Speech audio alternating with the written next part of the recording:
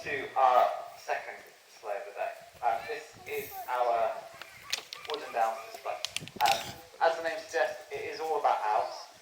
We're going to get the owls very close to you during this display as well. So they're going to fly very low over the tops of your heads. So you are going to have to duck. They might also come and sit next to you as well during this display. So you will get a chance to get very up close and personal with the owl.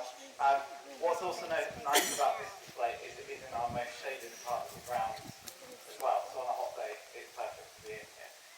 Same rules apply as before. Just stay nice and still in your seats because, like I said, we are going to get the birds very close to you.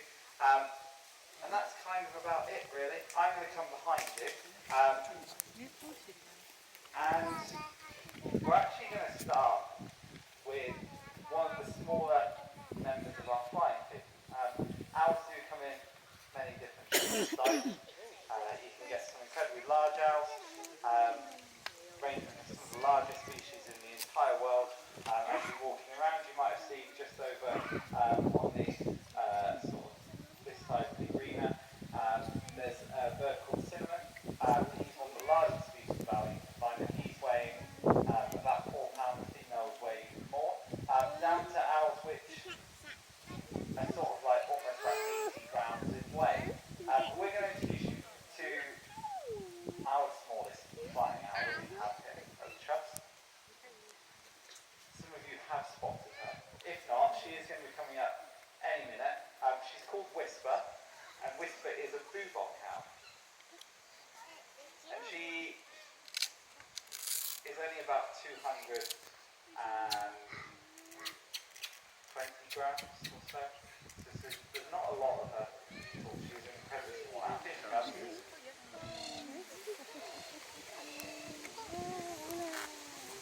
Bubok owls are a species which comes from southern Australia. This species comes from. And you do get a few different species of like bubok owl, and also a species called moorfork owl as well. So you do get a few of them in the sort of Australia, New Zealand area. You find a few different species of this owl. And actually Whisper is a bird which normally she does our experience days. She doesn't do as many displays. She is more of an experience day bird, but she is very friendly, very happy to come close to people. And she's actually taking the place of our Siberian eagle owl, who, as I'm sure you can guess, is a bit too hot for him. This heat wave isn't very great for him because he's a species which is very heavily feathered, built to keep him nice and warm.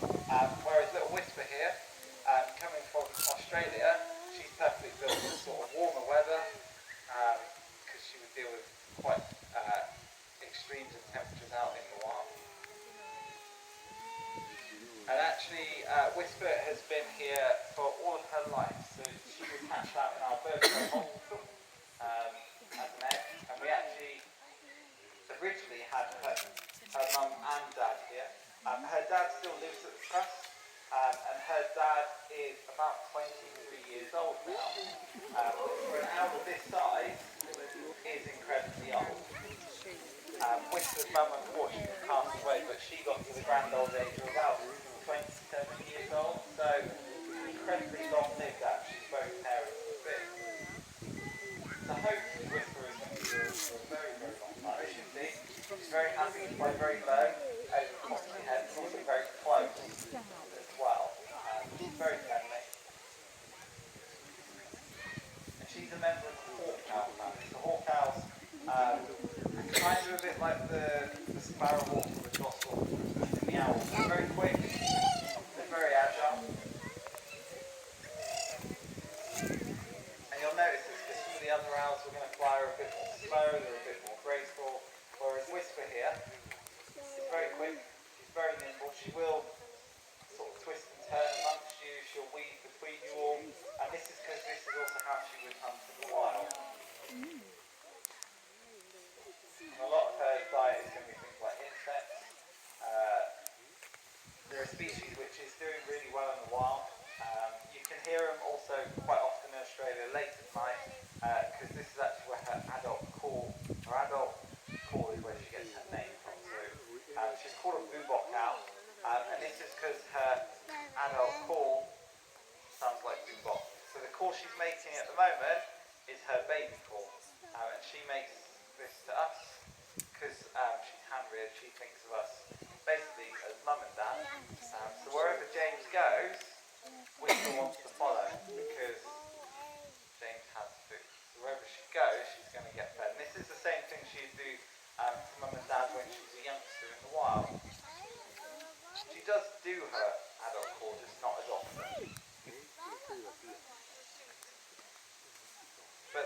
really successful species are a least concern species. They actually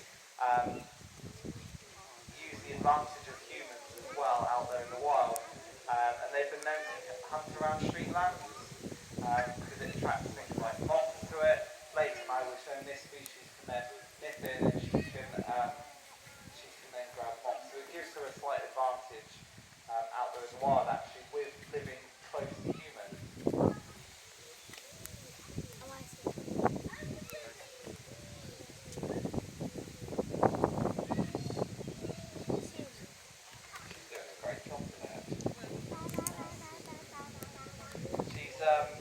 Like I said, she's not a bird which normally does displays as much.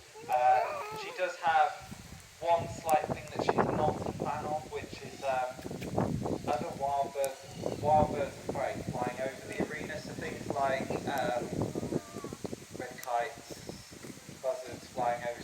She's not very happy with them because she's a small owl. She thinks that she could potentially be dinner for one of them. So she will. Sometimes if a buzzard or something flies over the arena, she will sort of duck in under a bench or maybe even the laurel bushes and that in the arena. And this just goes back to her natural instincts. She's quite a small owl. Being a small owl, she's more like naked on it. Even though here at the trust she's incredibly safe, no harm, she will live through hopefully an incredibly long time as well.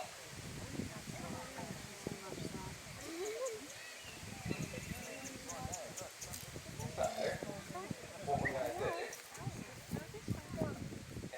is line her up to go home after we've done. She's going to sit there, and then she will notice that James is disappearing down to the bottom of the arena, so she will, very shortly,